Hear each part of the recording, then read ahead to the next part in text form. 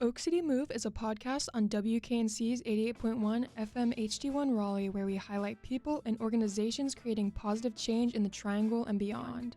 Oak City Move can be heard on air every other Monday on 88.1 FM HD1 Raleigh or online at wknc.org/listen. For episodes and more information, go to our blog at blog.wknc.org or follow us on SoundCloud at WKNC881. Hello, 88.1 WKNC Raleigh. The song you just heard was Sweaty Linen by Surf Ninja 3. I'm Sophia Magnanini, your host, and you are listening to Oak City Move. Today we are joined by two very special guests, Matt White and Shari Díaz, the co-producers of the Oak City Comedy Festival, Raleigh's only multi-day stand-up comedy festival. First off, I just want to thank both of you for taking the time to join me, and if you guys want to start off a little bit by talking about what the Oak City Comedy Festival is, and everything that comes with it, along for those that may not know. Sure. Hi, guys. I'm Shadi. The Oak City Comedy Festival is Raleigh's premier independent comedy festival, bringing together over 50 comedians from all around the country. It's a 5-day festival with a bunch of shows a day, from like 5 to 7 shows a day. Events, late night hangs, all in downtown Raleigh. I was talking to Matt earlier. This is the first festival since COVID that you guys are doing, right? Right. So we started in 2018, and then 2019 all was good. COVID hit, and then we were on a 5-year hiatus. And this is our first time back. Yeah, we're really excited. It must be so nice to finally be back and have it back up and running. One of my questions I wanted to ask you guys is, what inspired you guys to start or get involved with the Oak City Comedy to begin with? We started the Oak City Comedy Festival because we saw a need for it in Raleigh and the Triangle area for creative talent, but there was not like a large scale platform specifically for diverse comedians, like showcase their work. So we wanted to create a festival that could not only bring laughter, but also help build opportunities for comics, especially those from underrepresented communities, pretty much. I love that. How have you guys seen the festival evolve since starting it in 2018? Well, in our first year, Matt and I started it together with, the wee bit of money that we would come up with from shows, from our part-time jobs. So it was like really grassroots, honestly, like it still is because we had that 5-year hiatus. So we're still learning as we go. Since then, I mean, I would say it's grown in size by one person because she couldn't be with us today. Our co-producer Brandy Roberts, who's also a stand-up comedian. So I want to shout her out as well. I would say also it grew in the quality of performers. The ones that were supposed to be in 2020, the majority of them are coming for wanted to give them that opportunity. A lot of them became headliners. So it was really hard to get them on, to get them back on at Oak City. And I would say it grew in community support. We have a lot of partnerships and sponsors from restaurants and beverages and printing company, like independent printing companies that we've been working with. So right now we're just, continuing to build relationships with local venues, sponsors, media outlets, which has helped us give comedians and audiences a nicer experience.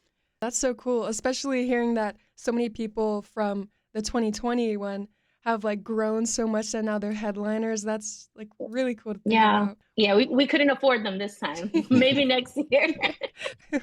What you're saying earlier kind of led into my next question. How have you seen comedy in the festival shaping the community life here in the Triangle?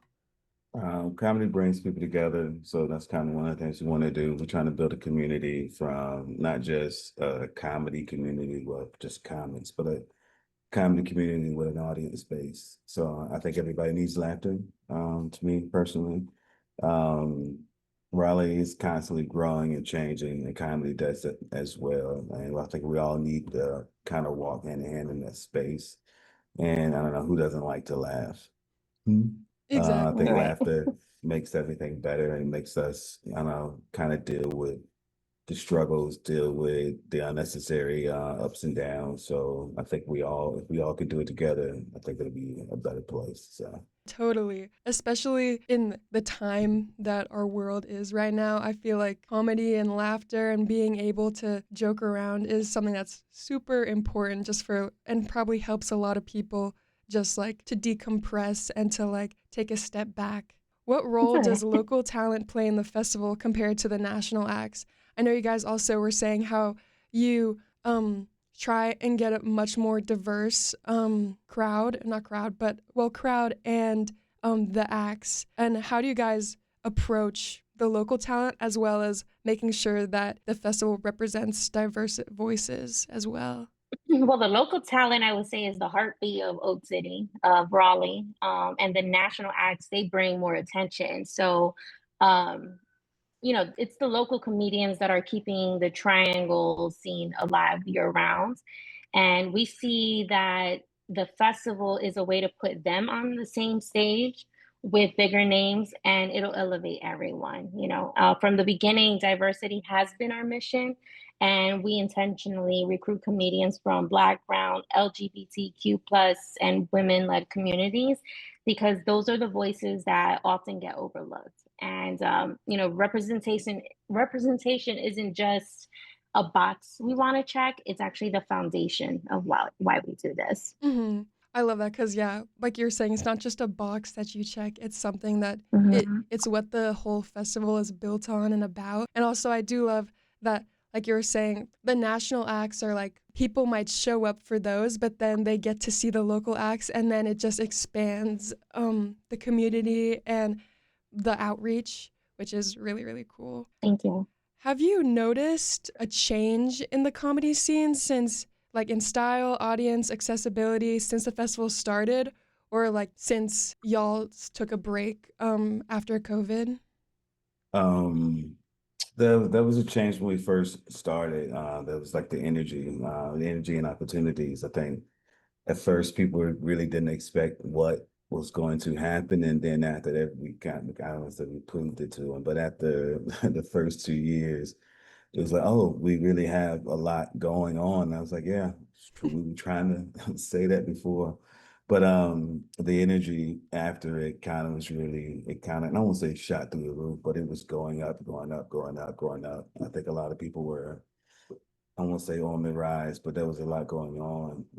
Once the pandemic happened, it kind of like, everything kind of like stopped in the area, kind of like just shut down. Comedy kind of shut down quickly. Yeah.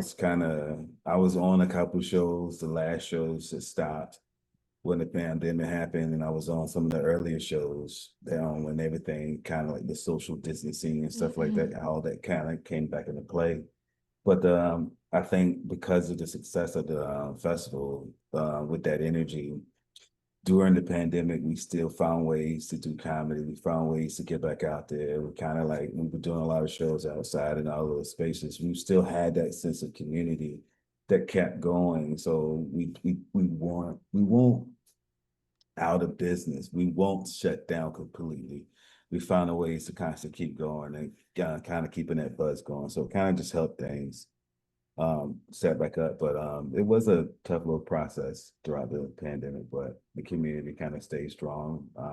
We gained a lot more people, which I thought was pretty interesting. So I was like, I Yeah. guess, but at the time called for it. So Yeah, exactly. the scene kind of stuck together. That's really cool. Even though it's kind of like you wouldn't expect during COVID for it to like shoot up more, but also it's like so many people, it's a time when so many people need like comfort, like comedy to just get through the day and stuff. So what you guys were doing was probably really, really important for a lot of people. And also, yeah, just building that community. There's probably countless people that's like are waiting, like they've been going every year, and that they're so excited for like this new one coming up. And so you got like the loyal followers and the loyal acts that are always going to be like with you guys. That's just really cool building that community based off of that. This kind of like relates to the COVID and stuff. How do you guys think that comedy helps people process or talk about like these tough issues? Yeah, well, I think Matt had touched on it earlier as well. Comedy lets us laugh at things that we wouldn't typically think is funny in the moment, especially if it weighs us down. It makes hard conversations less intimidating, a lot lighter, whether it's politics, identity, personal struggles, laughter gives people release and a way that we can all relate. It might not be the same problem, but it could be like, yeah, I'm going through stuff too. So let's just kind of laugh at the pain. I don't know. Most definitely. Because, yeah, it also like helps us not take ourselves so seriously. And it's like, yeah, like you're saying, if you're going through something, people can relate to it. But then also, it's kind of in a way where it's like, kind of get it off your shoulders and like you're able to talk about it without having to be sad or bad or angry. Like there's another way that you can get through, which that's really cool. What goes into planning the festival that like people might not realize? Or what are some I can imagine there's some really huge challenges that you guys face, but if you wanted to talk some about that. I'll let Um, Matt hit that one. yeah, there's a lot that goes into it. Mainly the booking process, because you have to nail down venues and you have to nail down comics. And it's kind of hard to get comics all in one place. You would think it would seem to be easy, but it's kind of hard to get comics all in one place just because of the nature of the job or the industry. Sometimes there's always different opportunities coming up. So sometimes plans are constantly changing. Travel aspects, housing, the marketing aspect of it. There's so much that goes into it behind the scenes. That's I don't know, like the old school like phone operators that kept like they had the Yeah. kind of that was moving the little pieces around. I'm gonna connect you. So there's a lot of different like connecting parts. And it's okay, that didn't work. Oh, let's put this over here. Hmm. Okay, that didn't work. Okay. So you kind of gotta be, I don't know, you kind of gotta be on your toes the whole entire time, kind of expecting anything. I feel like when you think something is done, it's never done. It's always kind of happening, but it's a challenge. But once to see what you put together, to see the finished product kind of come together, and kind of how it comes together, and it almost seems like it's never coming together, but it does come together Hmm. because there's kind of always something going on. But it's definitely a challenge. It's definitely something that there's more to it than what most people might expect. But I feel like it's a good challenge. I mean, there's a lot of shows going on. There was like the first couple of years. I think that the first year That was crazy. the mentality was like, let's see what we can do. If we can't, I think one night we had like 8 shows in a night, and only one of them kind of didn't have people at it. And I was just like, let's see what we can do. Either let's go if we go to the extreme on the first one, we know what we can and what we can't do. And we went to the extreme on kind of on a lot of it. And a lot of it worked out, which I feel like we should have done smaller. But a lot of it worked out. So it set the example. So it's okay, we gotta do that again.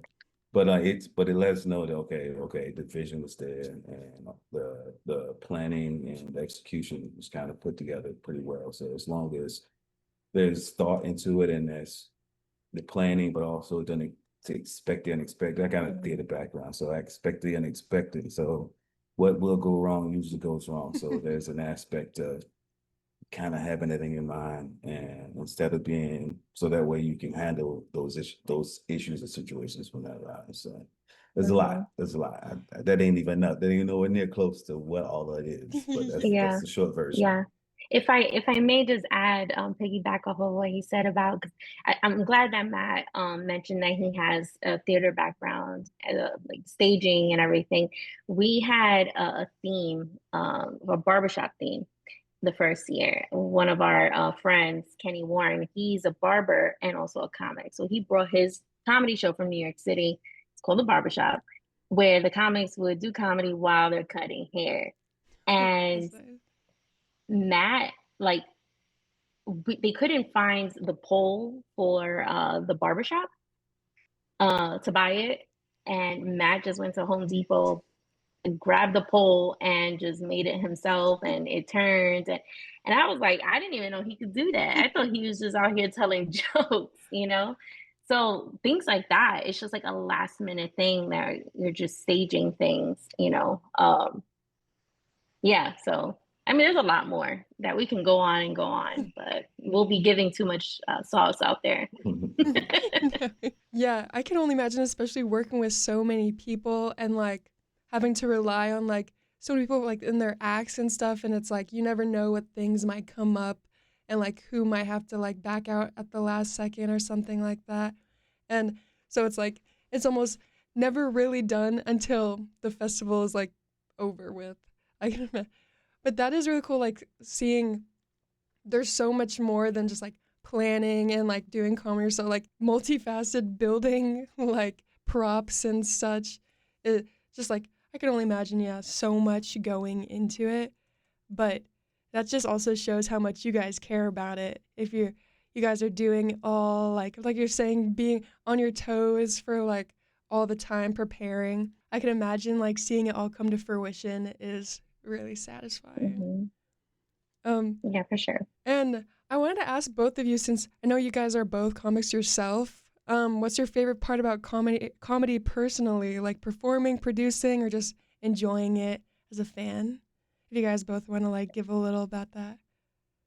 I would say performing is my favorite for sure. It's number one for me, but I also do enjoy producing, although it's a lot of work. A lot goes into it, but I do have that satisfaction at the end when we put on a great show, and you know people get to see more acts other than yourself. You know, this is a one man show all the time, or one woman show all the time. Like, we go on stage by ourselves, but it's really cool to be able to set a platform for others.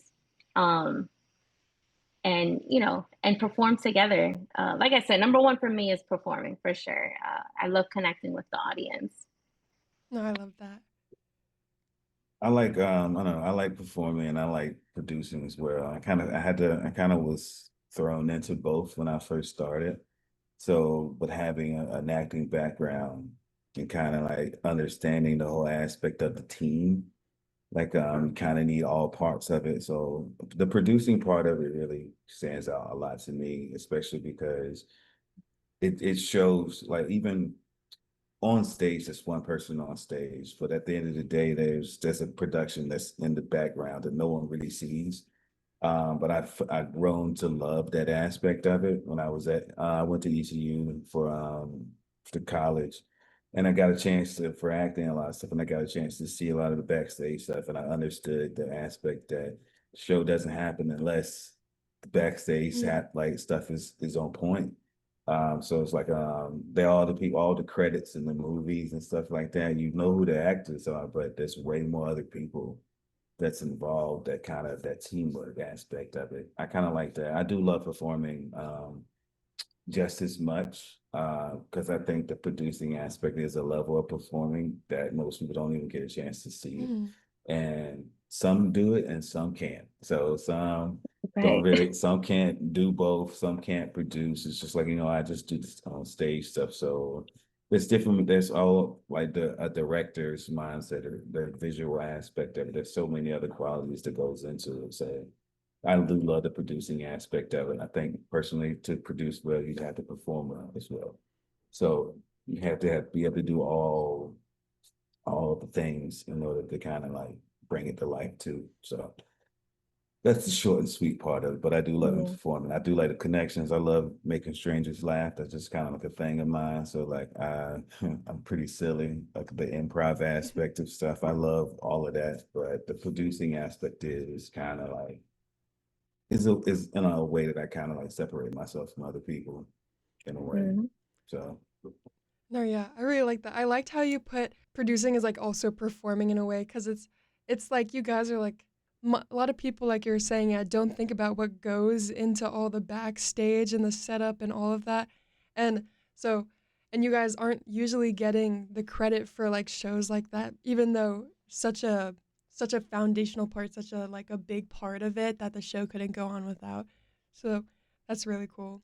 And what would you guys say that like the difference. I know you were saying, Matt, that you have like a theater background, so you have more experience in like producing and that stuff, but how would you say the jump from like performing and then to producing is? Like performing on your own to then producing like big festivals like this and like other people's sets? It's the attention to detail in just terms of like kind of paying attention to what everybody can do. I was going to talk about this earlier, but the lineup has to flow. Everything kind of has to fit. So um, you kind of got to put people in the right places so that way you're giving all of them opportunities to actually excel, but also you're giving the audience something different to expect each time, and kind of really paying attention to what everybody does best in terms of looking at the places where everybody can go. That's one way of looking at it and kind of going about that. But it's a, I don't know, it's an art in itself in terms of just the aspect of putting so many creatives together and kind of putting all of them in a position to have success or have as much fun as possible. Which is kind of like the idea is fun. Just as much fun as possible. The more fun they have, the more they talk about it. The more they pretty much promote it in itself. Like the more, I don't know, the interaction and the hanging out aspect of it. I think back in the day, I used to go to a lot of comedy festivals, and it's like they're like conventions for comedians. And the thing is, the more you can network with somebody, the more opportunities you have. Mhm. So the more fun is available, and the more that everyone can be themselves and relax, something like that, the better experience. I think the experience has to do with everything. If that makes sense. I don't know if I'm No, rambling or yeah, not. that totally No, I think you said put that really well. Yeah, just the flow, and it's like not only are you doing things for yourself, but you're also helping make sure that everyone else has success in what they're doing and everything goes right, and like you're wishing the best for everyone. And so it's just a really nice like community, like you're saying, the network. Speaking of like other comedians, what are some of y'all's favorite that you guys have had at the festivals so far, or someone that you're looking forward to this this festival, or just some local comics that you guys know and love that are like always gonna be? I'll say mine. I would say always, it's all of them. I do look for, I know we know the majority of them just personally. So Hmm. it's like, I'm more so excited to just hang out Yeah. because we haven't seen each other. It's like a big camp, or like Matt said, like a convention. So but definitely, the headliners always, Jared Waters and Bassam Shaw were actually in the first two festivals. Then they became headliners, so I'm like, perfect. Yeah. Why not bring like our home team? You know what I'm saying? They Mhm. started with us and they were like on board 100%. They want to stay for the whole festival, but obviously they have their other gigs in the city, in New York City. But Paris Sachet is also one of my favorite comedians, like, and good friend as well. And to see her growth, I can't wait. Like I met her in North Carolina and I moved to New York City for comedy. So did she. So to see each other again in where we kind of met, that's going to be interesting. It's going to be fun to see. Um, I would say Gina Brion as well. She was also really great. And one of the locals I loved is Mike Mello, of course. He's always in the cut, ready to go up if we ever need an extra person to go up. I mean, there's so many, but I'll let Matt, I'm bad with names, so Matt will probably give you, he's No, good with names. I could probably give you some of the names, but I mean, I just kind of want to keep it short and sweet. But I mean, Jared Waters, to me, we go back. It's crazy. A lot of the comments, some of them, when you see comments that you start with and see their growth and see their rise, but then again, it can give them an opportunity to start, like, not necessarily headlining, but start like separating themselves from the rest of the pack. I think that's always a good thing. but to see the kind of like I was talking about this last night, that sometimes there's a class system, and that to see the people that kind of grow up in the class system. I'm looking forward to seeing Paris. I've been a fan of Paris's for a long time. Like one of the things I used to do, this is weird. One of the things I used to do a while back, I used to just follow comedians like on Facebook before it got weird. I used to follow comedians.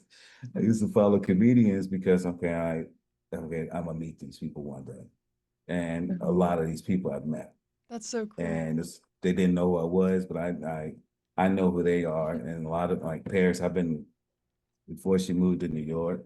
I've been there. She's been on my radar for a long time. I've always been producing shows.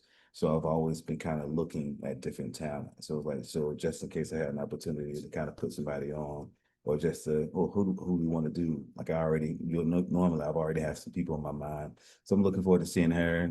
Looking forward to my boy Drew Harrison. He's somebody like years ago when he first started doing comedy, he was referred to me. I know a guy doing comedy. He was referred to me, seeing his growth. Moved away from Wilmington. Now he's in the Nashville area, but just seeing his growth, looking forward to that. It was a few people that I was looking forward to. I don't want to give too much away, but there's a lot of people that's in this festival that even the first couple of years that the crazy part like they pop. Yeah. Like they're the talent level is I think everybody in it is great. A lot of the locals that are in it are on their way. So giving them the opportunity to showcase, not just in terms of a mic, but to showcase and okay, like this is what it's like when you're doing multiple shows in a week. Like just showcase and put your talent out there to grow. Hopefully they take the opportunities and not just network with comics, but to just grow their audience. So I'm looking forward to that. Personally, I'm looking forward to more than like just one individual. I'm looking forward to the hangouts as well. We did like a cookout and I cooked for everybody. Yeah, he was like the uncle. Yeah, He was like the uncle of the festival. The uncle on the grill just Uncle cooking Matt. for everybody. It was fun. It was so no one got sick, so no, I'm good. I'm he got this certified. year, hopefully. That's what I'm saying. Like with my theater background, I also been in the food industry for years, so it comes in handy. That's what I'm saying. But I'm looking forward to just the community, the creative space, and the camaraderie. So I'm looking forward to all of that instead of just one little thing, because there's just more into it than just the people. So no. One thing I love that they've always said is we meet as comics and we leave as family. And everyone gets to cross network. So if someone from New York meets someone from LA, they'll be like, hey, I'm going to LA. I'm like, cool, I got like 5 shows here for you. And they just connect. And then everyone just leaves, like I said, like family. Everyone is family. That's awesome.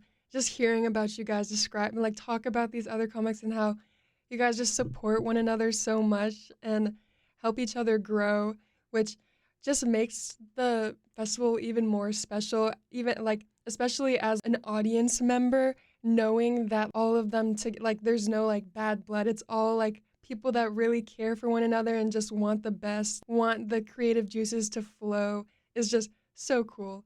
And I love that, yeah, so many people that you guys have known have from the festival been able to grow since then and then come back to like where it all started. Really cool. But I love hearing about that, how you guys are all like family and the cookouts and the hangout. That's so cool. I love that. As we're kind of wrapping up, where do you guys see Oak City Comedy Festival going in the next 5 years? Honestly, I see Oak City Comedy Festival being one of the biggest independent comedy festivals in not just the Southeast, just the States. You know, more venues, bigger venues like theaters, national recognition, partnerships with like Lyft. Hit us up. I'm just kidding. So they could, give the comics a ride, like every, from show to show, because we have 5 to 8 shows a night, and it's like sometimes they're on all of them, and they're like, all right, well, gotta get on the next one. if they want to do a commercial with us, hit us up, just in case. But yeah, partnerships that'll allow us to support comedians beyond just 1 week a year. Like this is like a unlimited support system. So yeah, I just see it at the top. Yeah. If I can add a little bit, I kind of want to see it to be a place where everybody, I don't say everybody eats, but that's a phrase where everybody can really get something out of it, where it's just not just because, I see in a lot of festivals, the headliners are the ones that are mostly promoted and everyone else is kind of like down, like where we can have headliners, but also everybody gets something out of it. The biggest, like, nationally recognition is not just for a select few, it's for everybody. Everybody is on board, get something out of it, get some type of deal, get some type of industry representation. Like that will be definitely a goal. That's Everybody that goes through the process gets representation to better their careers. Doing that, like I was gonna say compensated, but most people just think about it in terms of being money, but everybody gets something out of it. So that way it's known for that, and it's we don't have to limit it in a way. We don't have to be like, oh, we got to put less people in it because we don't have a lot of spots. And it's like, okay, there's spots to go around type thing. Yeah. And I definitely see it growing so much more. Like you guys already coming back so strong after not for a while not having it, and seeing that, I know that you guys are just gonna, and as well as just the community that's built around it and just the support and the shared love for creating and art is just something that is gonna always help you guys and is what kind of puts it apart from these other festivals. So that's really special. Thank you. If you guys wanted to let listeners know how they could get involved with the festival or shout out where they can find tickets and the dates. Yeah, they can grab tickets at oakcitycomedyfestival.com. We have the show schedule there and all the tickets. Also, if you're on Facebook, you can follow us on Oak City Comedy Festival. We also have the events there. Instagram, Oak City Comedy Festival as well. If you're a local business or a volunteer that wants to be a part of the festival, they can reach out to us through the website as well, oakcitycomedyfestival.com. Tickets are available. Yeah, they're still available.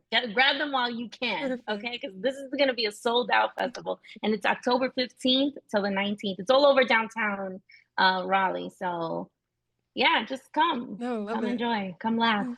Well, I want to thank you guys so much for taking the time out of your day to come speak with me. It was such a great chat, and I just had such a good time learning about this, and I'm really excited. I'm definitely going to try and come out to a bunch of the shows when it comes, so I'm really excited. You.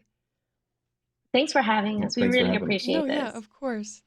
As we come up on the end of our chat, I just want to thank you all for listening, and I want to thank Matt and Shari so much for coming out and chatting with me about their festival. And it just sounds so fun, guys. You guys need to check it out. I'm definitely gonna go. But thank you all for listening to Oak City Move. Once again, I'm your host, Sophia Magnanini, and if you're interested in listening to this episode again or to past episodes of the show, you can go to wknc.org/podcasts and make sure to tune into our show every Monday now. Yep, every Monday on WKNC 88.1 FM Raleigh. Have a great day.